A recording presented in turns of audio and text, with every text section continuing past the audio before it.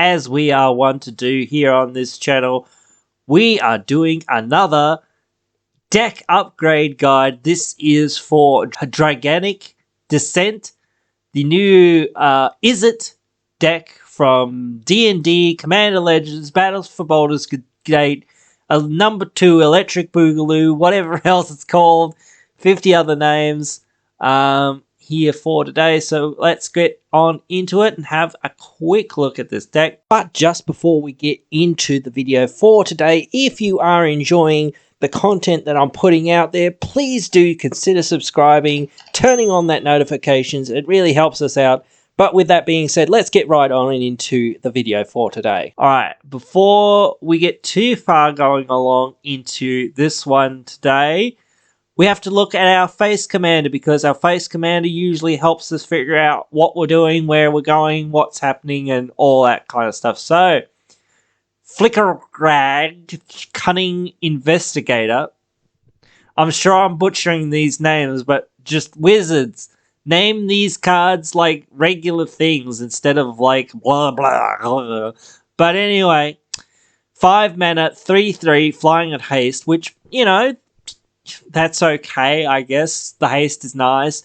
Whenever one or more dragons you control attack an opponent, you go to creature that player controls, so that's okay, I guess, especially since we have flying. You know, we're going to be pretty evasive, so that's kind of nice. We want a few dragons maybe in this deck because, you know, we want to go to our opponent's stuff. And hey, look at that. Most of our stuff's pretty difficult to block, so, well, opponents are going to get, you know, goaded, and they can't really block too easily. But also, whenever a creature deals combat damage to one of your opponents, if that creature had to attack this combat, you put a +1/+1 counter on Fragag, Cunning Investigator, and you draw a card. So this is it Dragons stroke goad. So we want to goad our opponent's stuff with our dragons. We want to beat people down with some of our dragons. And we want to draw some cards and draw more dragons to beat people down with, and goad more things and hit more people and win the game by hitting people with our dragons and goading people so that they can't really attack us and that sort of thing. So we want as many dragons as possible because we at least want to goad each of our opponents, and, you know, we also want to goad as many of their creatures as possible. Like, there's just simpler ways to, in a sense, do that. But we're also on this, like, tempo-ish plan, I guess, to a degree. So let's go ahead and take a look at this deck list that has been built. Alright, so here we are, having a look at the Draconic Dissent deck list. Again, I'm going to say this a million times, but I have to say it a million times. Take the prices with a grain of salt. This commander, when it's opened, is not going to be $40-something.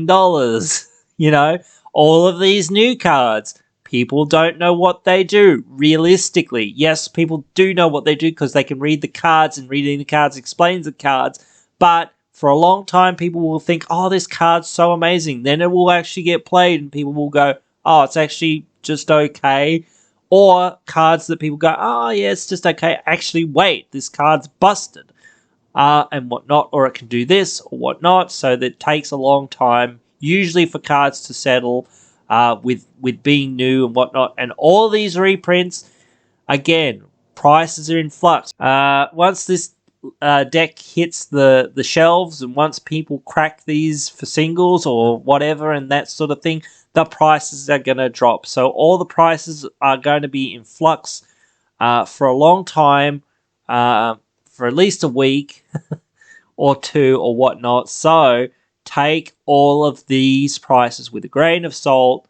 It's nice to see that the deck has some value to it, but that will drastically decrease once the deck is released and is available, especially in mass numbers. So, and I'm going to say this again, probably for about 1,000,000 times, but no matter what budget you have, you can take out all of the tap lands that are in these decks and replace them with just basics if you don't have anything else. And things like that. Actually, terrain generators in this list. Wow, that's pretty cool. Terrain generator is really good. But yeah, you can take out a lot of these other stuff. You can take out Temple of the False Gods and all of this sort of stuff. Temple of Epiphanies and whatnot. Castle Vantress is a nice reprint in this deck, though. Why is it here? Like, you just scry to. It's a nice card, I guess. Sure, all right. I don't understand what's that doing here. It's such a weird include. Curse of Opulence. Yeah, we're going to attack people. Actually, I would take the vows over these curses because at least we can put them on our creatures. Though I don't love auras. Auras kind of suck. But these are also auras, but at least they don't go on creatures, though they don't die as easily as what auras that go on creatures do. This new Artificer class, I think this is like top tier to a degree. This is a really good card, and I can see that the price is pretty high for now, at least for a new card to a degree. But again, grain of salt here, and even again, like the next card that's a new card doesn't have a price. So a lot of these new cards, people go, I don't know how to price that because it's a new card. So again, like all these curses, I would rather just put on either like the vows or whatever onto our creatures to, buff them up and do other things. That or just like more global affecting enchantments. Propaganda is okay. We certainly do want protection from the creatures that could possibly attack us to a degree, because especially since we were probably playing a lot of high mana dragons. Yeah, I can see that. We're just sitting ducks for a long time sometimes. So, yeah, the impetuses, they're okay. As well as what I was saying, like the vows and the impetuses, you could run those. What? Oh, to you. Oh, I was reading that wrong. I was reading it as if we're, like, what? Reading that so badly. Sure. That's okay. Gain control. So you goad them. The goading's probably the best part of this, but I would just take the spell that does it. So, yeah, I don't think Crown was that good. Some of these enchantments, though, they are like loot to pile, is pretty good. I would say you could do better. Hedron Archive, like it's okay, but like we could do better than that. Like, what's that doing in here? So one, I would say that no, I would say that that's probably about right on with the number of mana rocks, though. I could live without having Hedron Archive and you just use Mind Stone or something instead. And maybe you could replace Midnight Clock, though Midnight Clock's okay to a degree, because eventually like it cashes in for more cards and whatnot, so it can be really good sometimes. Like, wait, why are the Kenris in this deck? Wait, what? I'm confused. What do I don't remember what these actually do. I've hardly ever read them. Oh, yeah. So you fiddle with people's stuff. Curse of the Swine's okay. Oh, this one's actually really cool. I like this one, the Overload one. That one's really cool. That's really cool. I don't love Chaos Warp, but I understand we can't do anything about enchantments, apparently. Unless we're running Liquid Metal Talk, which would be a good mana rock to probably put in this deck. Just saying. Don't know. That's okay as well. Chain Reaction's fine. Disrupt Column's pretty good for this deck. Okay, that's really weird. Why you... I don't understand. Oh, yeah, because the non-land permanents. That's fine. Dragons! We're not going to be not that we're not casting no non-creature spells, but just the rate that we will be is kind of low. A 2-mana 1/1 dragon that can get bigger, that has haste, is okay, but I don't know about that. That could be on the chopping board.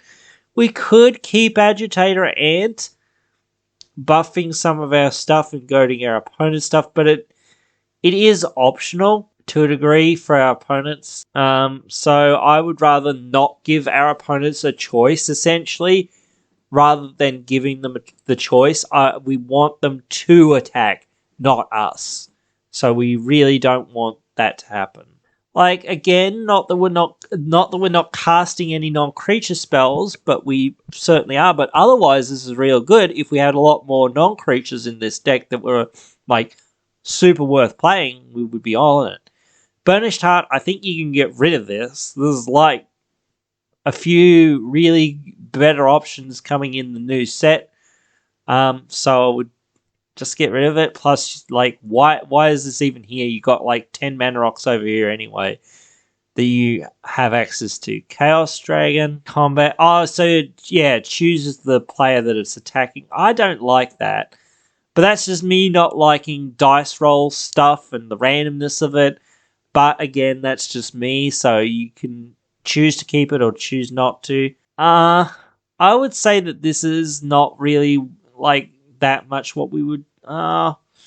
It is goading people. I don't know. Creature opponent controls. Okay, so goes one creature. We really want mass goad, so I would say it's not really that cool or whatever.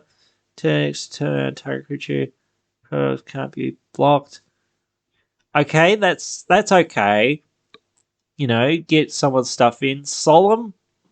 Don't think you need Solemn, honestly. Again, you've got 10 ramp over here, at least, so I would say that you don't 100% need it.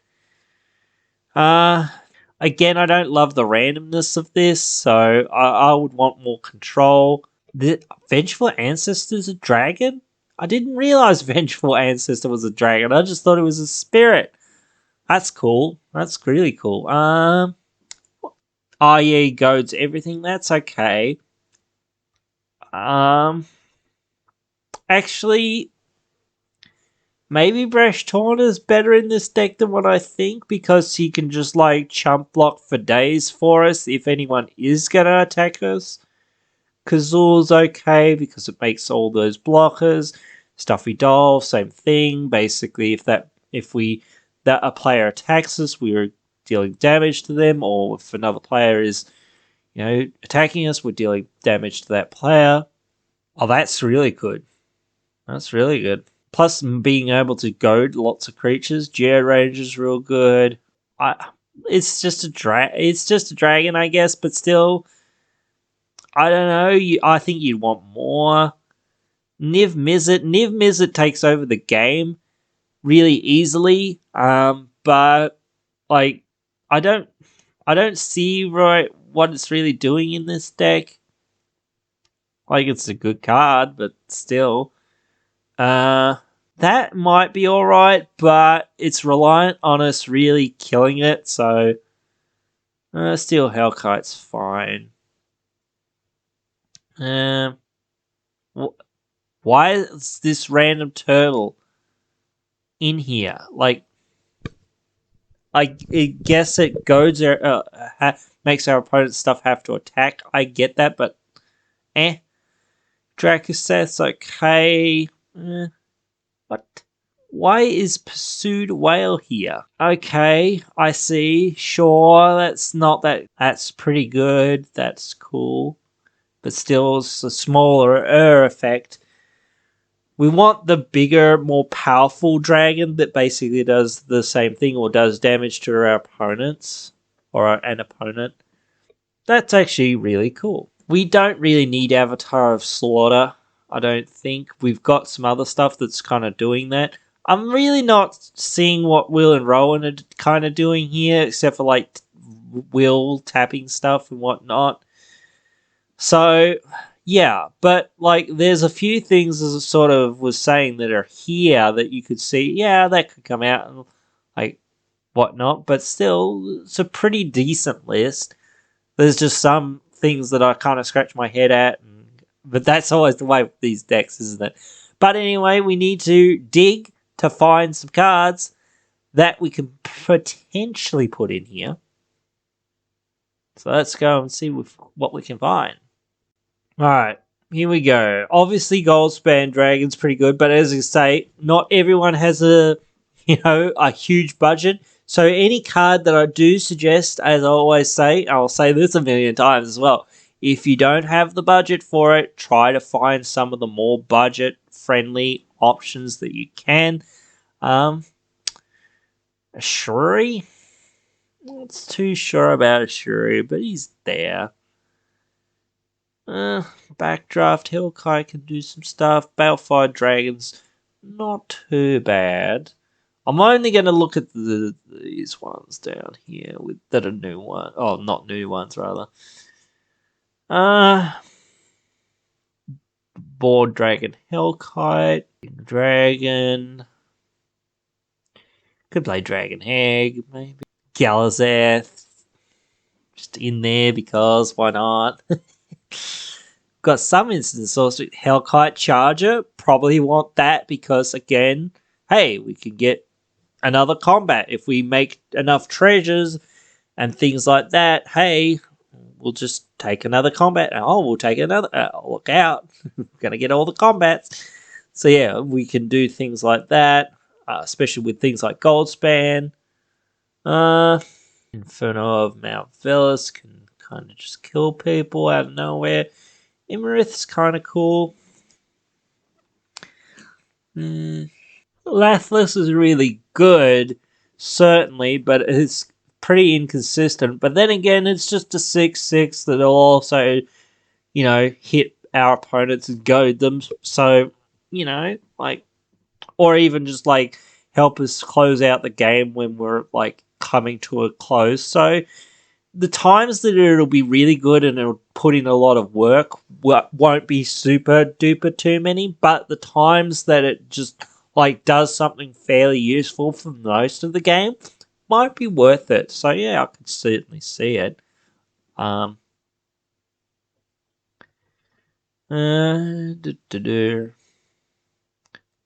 Turret sounds interesting.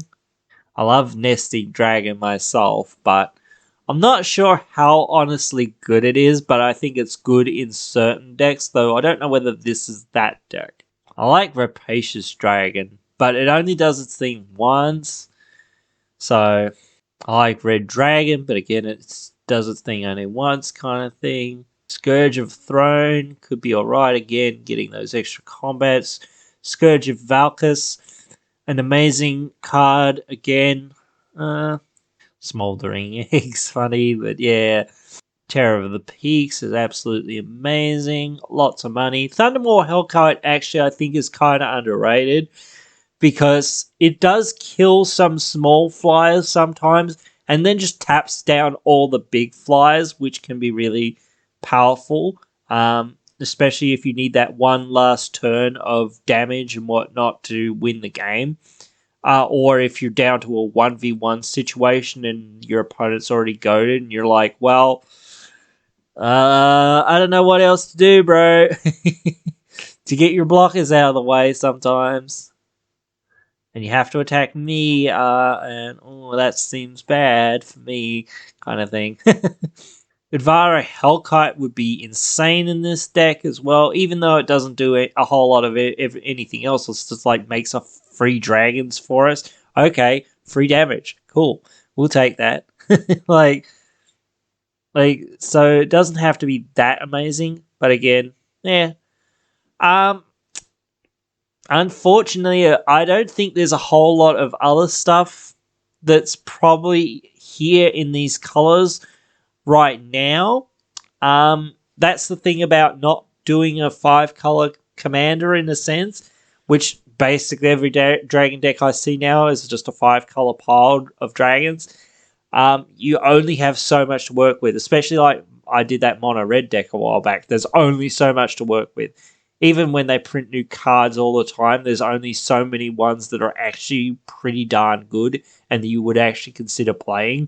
And then there's just ones that you go, yeah, okay, well, this is my 101st card kind of thing to a degree, and whatnot, because, I need that extra card or whatnot, or it's finally my 99th card now, I need 100th, so what am I going to pick? And it's like, I guess this thing because it does stuff and things, or does something at least. So, yeah, it's real tough to find some of these cards, or to have some of these cards that, you go, well, it doesn't really do a whole lot.